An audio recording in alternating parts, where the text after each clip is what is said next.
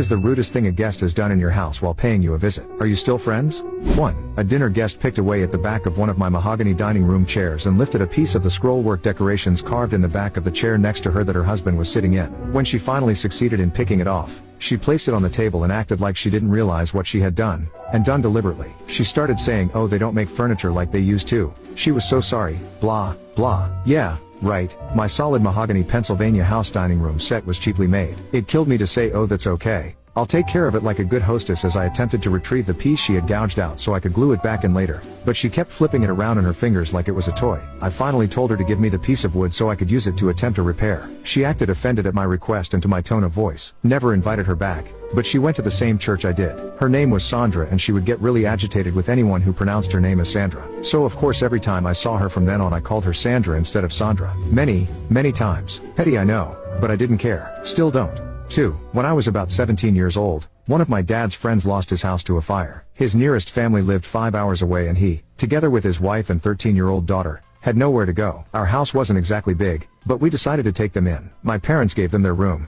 and I agreed to give my room to their daughter and sleep on the couch. We basically gave them shelter and fed them for free for months, while they were looking for a new house, but instead of words of gratitude, we received constant criticism and rudeness. Every food my mom cooked was called disgusting. Every single piece of furniture in our damn house was ugly, and not to mention me and my mom constantly being made fun of and receiving sexist comments. Besides, their daughter was like extremely spoiled. She refused to help with any housework. Basically, no one helped with anything. And every time she was asked to collaborate she answered with my mom does that for me, and a grossed out expression. It came to a point where I really couldn't take it anymore, and I talked to my dad about it, but he just asked me to please not confront them because he didn't want to lose their friendship. So I put up with it for several more weeks. The day they finally left, I couldn't wait to sleep in my own room again. I immediately started organizing the stuff I had removed to make space for them. However, as soon as I started and over the course of the next few days, I found that a lot of the things I had left in my room were missing. My earpods, my speaker, some of my jewelry, and about 50 used had completely vanished. And not only my stuff, but my mom's engagement ring and my dad's Rolex watch had also disappeared. So,